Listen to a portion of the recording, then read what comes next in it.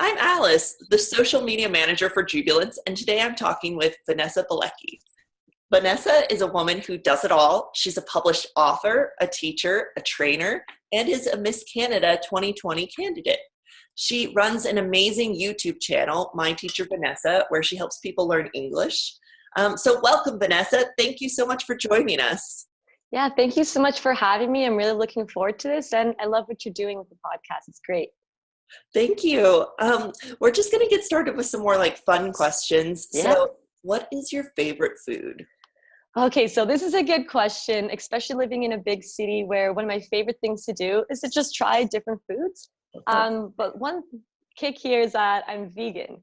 I didn't mean to go vegan. It just kind of happened over the years. When I was a little bit younger in elementary school, someone showed me a YouTube video called Meet Your Meat, M-E-A-T or M-E-A-T. And after that, I just couldn't eat meat anymore. So my mom would try to feed me fish even, and I didn't like seafood. So I started off vegetarian kind of by accident. And then in high school, I had all sorts of stomach problems, and my doctor just suggested cutting out dairy.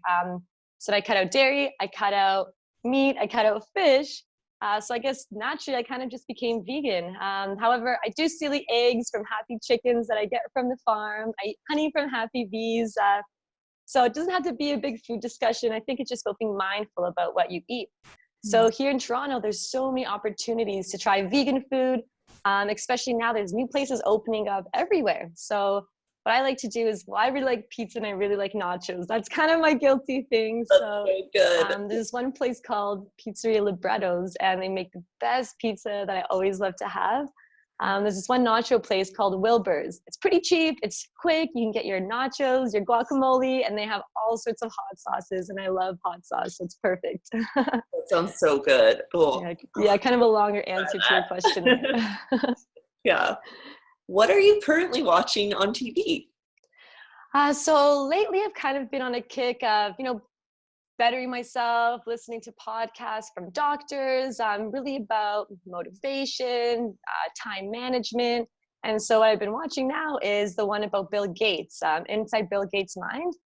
It's just like a 3-part series, and they really just follow him throughout the day. And, my initial thing was, okay, yeah, he created Windows. Of course, he's a great philanthropist, but what really stood out to me is just how structured and how he manages his time. So even if he's traveling to work, he's reviewing political documents just because he's interested in.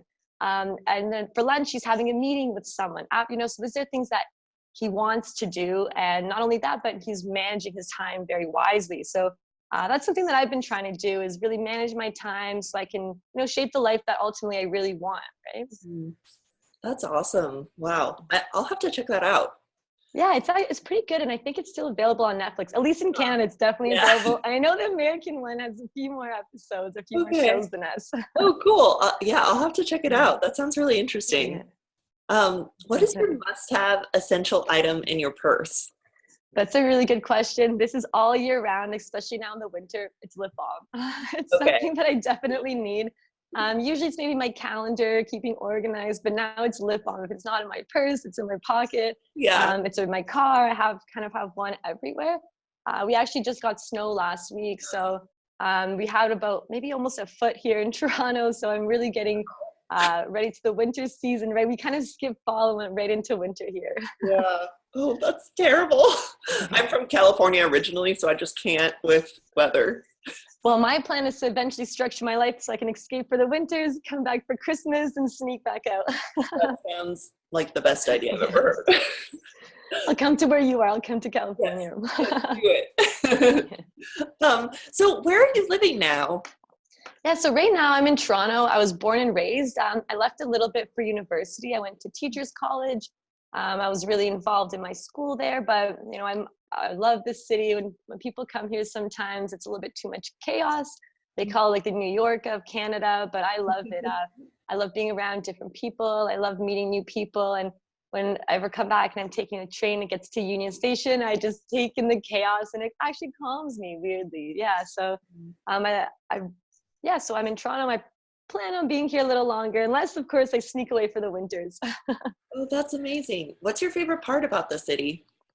Definitely I've touched upon the food, but honestly, Mm. it's the people. Every time I leave and then come back, I find that there's this atmosphere and this, I hate to use the word, but there's this vibe about Toronto. So a perfect example I can use are the Raptors, that happened recently. This whole city came alive. I'm definitely one of these people that will jump on the bandwagon whenever one of our teams is doing great. Like when the Leafs are, they might not even be doing great. And there's just a sea of blue and white in the city, and there's just this energy on game night. So that's one thing I really love about the city is this energy it has when something's going on. And now it's Friday, and on Friday nights you can just feel this buzz where you can see traffic coming in, and that's what I really love about it. Just the life that's here. Oh, that's amazing. I've never been to Toronto, but I would love to go. Come in the summer. Come in the summertime. Yeah. Yeah. I was going to ask you about like fall traditions, but since it's winter, do you have winter traditions? I think that's a really important question because, winter blues is a thing here, whether it's the lack of vitamin D or, just not seeing friends as often. We go into this quote unquote hibernation mode. So definitely getting outside, getting a hobby during the winter is really important, especially for me. So I love snowboarding. I have a husky, so it's always doing something outside with him.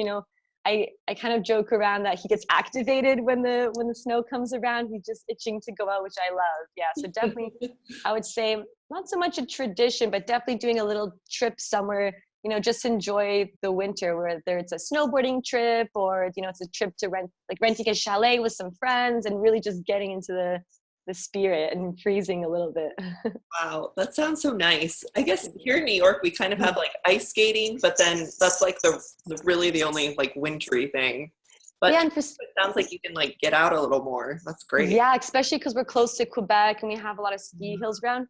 I don't know, I've never been to New York in the winter, but for me, it seems like a lot of slush, just because it's in the middle of the city and we have that here too, right? So, Okay. we love winter the first like 2 months and then it just lasts way too long and we get into slush, dirty slush season. And I'm just wishing I was gone. Why isn't this gone yet? Yeah, exactly how I feel. Yeah. Can you talk me through like the step-by-step process of kind of how you got to where you are today? Yeah, absolutely. So, over here in grade 11, if as early as grade 11, your schools are asking, what are you going to be when you grow up? What are you going to be? And, in grade 11, grade 12, I really don't think that we know what we want to be, right? So I just thought, oh, I enjoy helping people. I guess I'll be a teacher, right? So I went into teachers college. I took that for 5 years. That was really the beginning of my journey. And when I was in school, I met many interesting people and I was able to explore my interests a lot. So I got really involved in the school gym there. I was the fitness coordinator where I hired and managed 15 or so instructors. I would design the classes. So that gave me a lot of room for creativity. And so, along the way, I found out things I like to do and things I maybe don't like to do. So, I know I like being creative. I know I like working with other like-minded people. So that's something I like to do. So after school, I went into online teaching. Like I started doing a lot online. And something actually happened in my life that changed kind of everything. So it's a happy story, and I don't mind talking about it because I think that everyone kind of goes through stuff in their life, and it's about how you deal with it, right? So I was teaching online at the time. I was trying to work from home, getting a good schedule, and like, believe it or not, there's a lot you can do as a teacher that's not in the classroom. We can talk about that later as well. Yeah, so my mom she's diagnosed with a brain tumor, given 2 months to live. So it seems like a crazy story, but it has a happy ending. My mom had like a 10-hour brain surgery. Long story short, full recovery. So at that moment, life went on hold, everything changed, and it really put things into perspective for me, right? So, it's like I just kind of thought about my place in the world, what's important to me, and I really didn't want to feel like I don't know how to describe, maybe like a worker bee. The 9 to 5 isn't for me. And I wanted to spend as much time as I could with my family. And so I wanted to create this life where I could spend time doing more of what I love, being more with the people that I love. And, it's this Western culture thing that says you have to work, work, work until your retirement, until I can go to California, right? I have to work my whole life. And then maybe one day I can come to California. And I think that's, kind of a Western way of thinking. In many other cultures, they don't think that way. So I wanted to try to, adapt my life so I had the ability to do that. So that's where I started teaching online to companies in China. So, 12-hour time differences. And there's a big market for Canadians working with people from overseas, just because they like our Western terminology. It's very similar to the movies. Like we'll say pants instead of trousers. We'll say, we won't say knickers. We'll use other terminology. And, we use our phonetics are very like easy to understand, and our mouth movements. So yeah, a lot of opportunity for that. And I began working for a studio where we make these pre-recorded English lessons for companies in China. So like, for example, we have Google Maps pre-downloaded on our phones. Phones in China will have these other apps, like learn English apps and learn other languages. And so our videos we provide these third-party videos for these companies that have these learn language apps. That's so yeah, cool. so for about 3 years, I was able to work full-time, from home, doing my own schedule. And then I actually went back into teaching in a classroom. So I'm actually a French teacher. I started teaching supplying a bit, and then I started teaching grade 8 French. So in Ontario or in Canada, we're bilingual. I know in the States, I think it's more Spanish that they hone in on. But for us, it's mandatory to take French all the way up until the beginning of high school. Wow. So I started teaching grade 8 French. But again, this was a school that was a little farther from my house. I was driving an hour each way. I had to get a dog, like all these little things that just kept piling up. And so last June, I said no more of that. And, I went back to teaching half-time at a school really close to my house, which gives me room, in the mornings maybe to teach online and then pursue other interests. So that's really kind of the step-by-step on how it played out. So I've always, had one foot in the door of teaching and then kind of the other foot dabbling in other things and just trying to see what my interests are. Yeah. Does that kind of answer your question? Yeah, that's great. Thank you so much. Perfect. And then how did My Teacher Vanessa come about? Yes. So can you explain what it is too, so everyone listening can hear? Yeah, totally. So, I had all this buildup of videos for my company, and we eventually started making these programs. So, how to be an online teacher and make money, phonograms. So My Teacher Vanessa kind of became this side project that I started doing with my company. And we just started going through all the letters of the alphabet. I would make all sorts of lessons. So again, like they gave me a lot of room for creativity and to explore things I was interested in. So we made, the English alphabet, the French alphabet, and I just had all these videos I had nowhere to put. And so I started putting them on YouTube. And, a lot of my friends, they teach younger grades, and they would say, you know what, these videos are great. Can you post more for my students? But this kind of was a thing that was effortless at the time, right? I had the videos, I had somewhere to put them. And so I think when something flows effortlessly, it's something that, it's easier, it's meant to happen. Things that, let's say, might stress someone out, it'll be like, oh, creating content. Yeah, sure, that takes a lot of time, and it takes a lot of time out of your day. But, if it's something you're naturally doing, it becomes a little bit easier. So like if you love baking, yeah, start filming yourself while you bake and upload those videos, right? Yeah.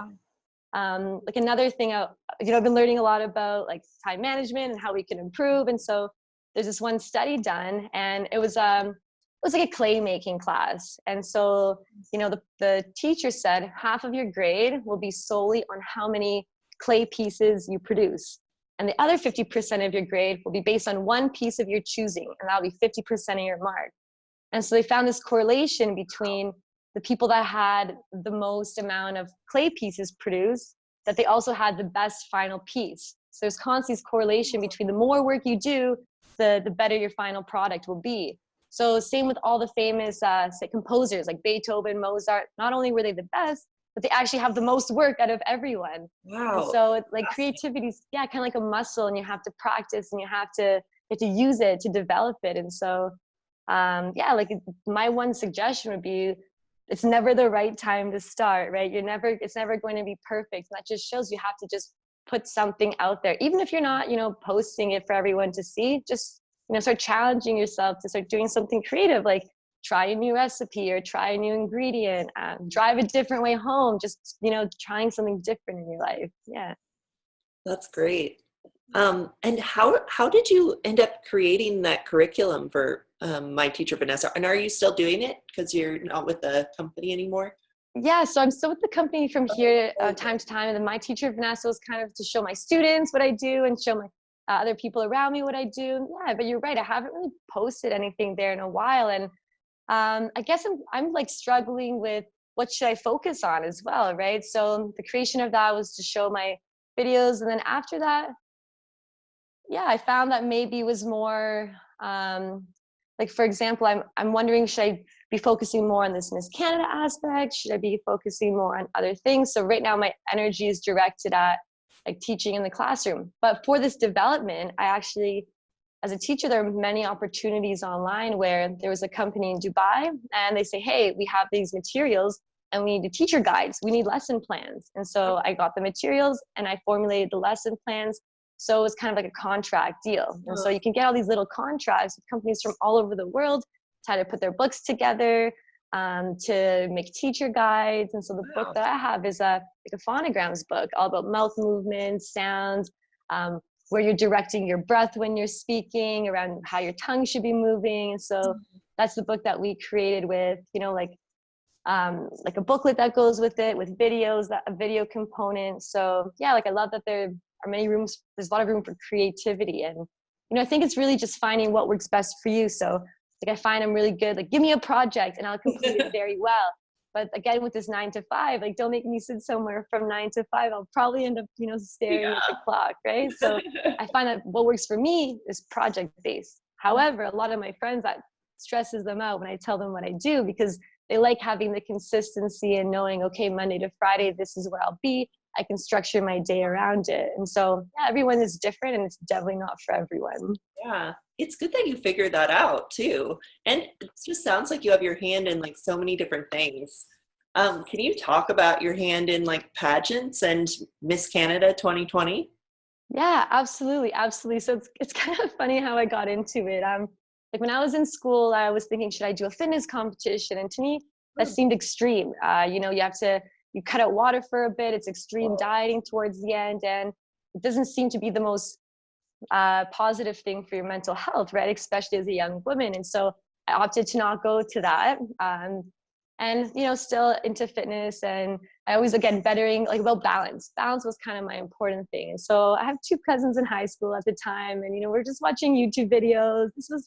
This was, I think, in January. So just a few months ago. And we got to like, bloopers from Miss Universe. And everyone knows where the crown was put on the raw, and like that terrible moment. So like when I was looking at these questions, I said, I could do that. I just said, I could do that. And then, you know, all right away, there's always this waterfall of doubt that comes like, no, I can't, I'm not good enough. Da, da, da, da. And it just, right. So just blocking those sounds. I said, I could do that. And my cousin said, sure, do it. And I said, I will. I'm going to do it. I'm going to prove to you that you can do anything you set your mind to. And so that was the moment that kind of sparked it. So just to show my younger cousins, you know, going on the internet, you see all these great things, but I want to show them it takes hard work to do these things as well. But you can do anything you set your mind to.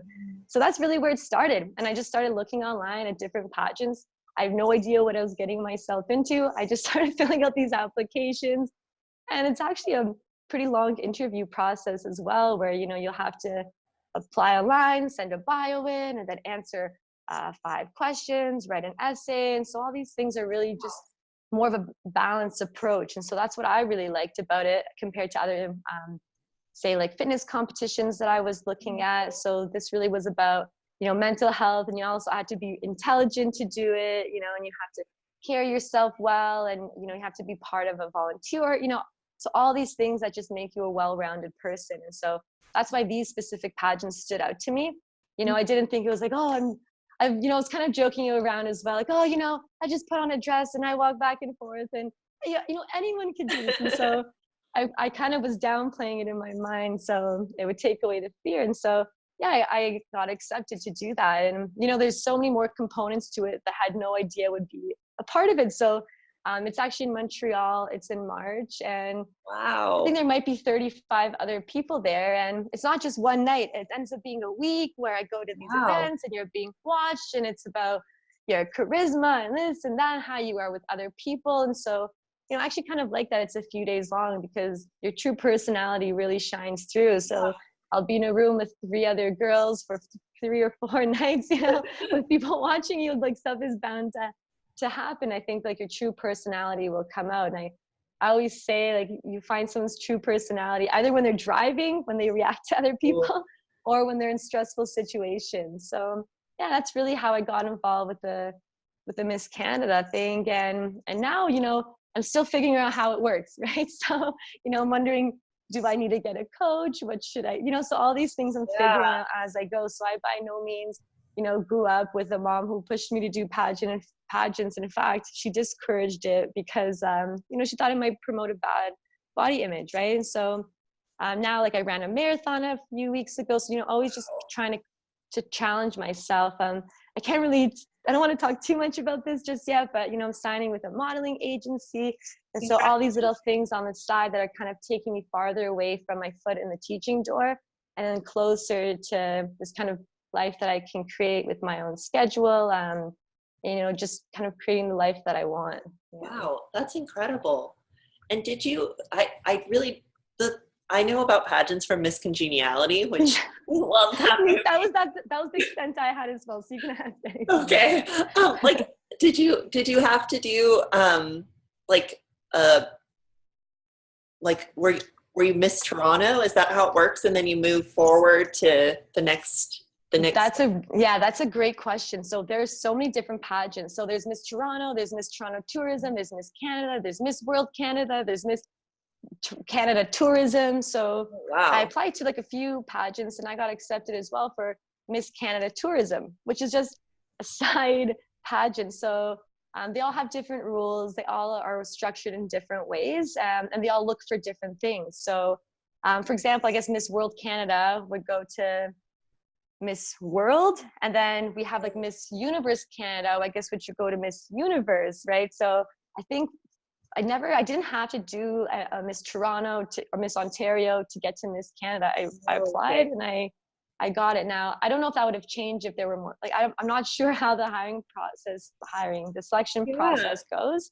But I do know it's a fairly long process regardless of which one you're doing. But yeah, some of them have Miss Toronto and then it goes to Miss Ontario.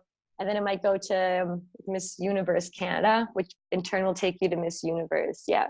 Wow. And they have all sorts of age restrictions. And like for Miss, like you can't have a child because it's MISS, or else you'd have to do the MRS, right? Oh, yeah. And then what I really like now is that these pageants are becoming a little more like wholehearted. So if you looked before, it was kind of like a body type they were looking for. But now what I really like is I'm seeing that these pageants are more about like your personality and being a good person and, being well-rounded and actually being kind, which I think is important. Wow, that's amazing. Yeah. That's really cool. Break a leg. Thank you. Like, good luck. Yeah, totally. Thank you. Yeah. You'll have to keep us updated. Yeah, definitely. I'll let you know how it goes. And yeah, like I just think it's important that, people challenge themselves. So I didn't just start one day and say, oh, like I'm going to do, well, you could definitely do that. Yeah. Like I could do it. And that's the first thing, just believing in yourself. Like, why not me? I can't hear you right now, Vanessa. Oh. Hello? Is this better? Oh yeah, I can hear you. Sorry. Wait, Perfect. So you think it's important for people to challenge themselves? Yeah, absolutely. So sure, one day you might wake up and you say, you know what? Like, so I woke up one day, my friend said, would you like to run a marathon? I said, why not? That moment I signed up and then it held me accountable. So, I had to train because it was looming ahead of me. So, whether you sign up for something with someone else, you join like a class, having that accountability there is really important. So I find that like when I was even running the marathon, I would have stopped at 15 kilometers if it wasn't an event. I thought, this is my wall. I had shin splints at 15 kilometers, but if you have that, the support around you, then I think it's really important as well. Yeah. Wow. Like-minded people. Yeah. That's amazing. Yeah. Yeah. Thank you. What do you think it means to be a woman today? I think that's a pretty loaded question, but I think it's a really good question. I think it's great because, as a teacher, I see with my students every day, they're kind of navigating what does it mean to be me, right? So as a woman, your sister, your daughter, your friend, your teacher, you're a confidant, you're all these identities, but you're also a woman. So when I'm with my students, I'm not only teaching them French, but I find that I'm also teaching them, the more important thing I'm teaching them is how to be a good human, right? So how to be strong, but how to be humble, how to be assertive, how to stand up for themselves, in a way that's perceived well. So what does it mean to be a woman in this world? Oh my goodness, we could say it's someone who wears all the hats, right? It could be a mom who's at home working, cleaning, as well as, taking care of the kids, with this double burden. But a mom could also mean someone who's a CEO in a company, right? That's doing it all. So I think it's just kind of, navigating and really finding our cheerleaders in society, right? So what does it mean to be a woman? Well, I think every man should also be a feminist, right? It doesn't mean that he's saying men are bad, but he's supporting like equality, right?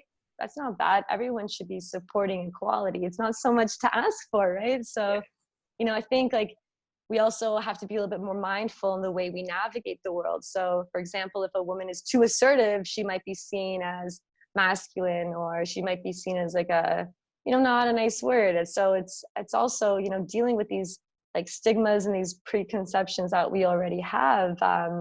Although like one thing that does bother me is people say, well, at least we're not like X, Y, Z, right? At least we're not like this place. At least we're not like that place. But, Canada's a great place, but I think we should be striving always to be better, not saying, well, at least we're not that. Oh, it could be worse. Because to me, that kind of brushes away the situation as opposed to finding the root cause of the problem. Yeah. That makes a lot of sense. Definitely. Yeah.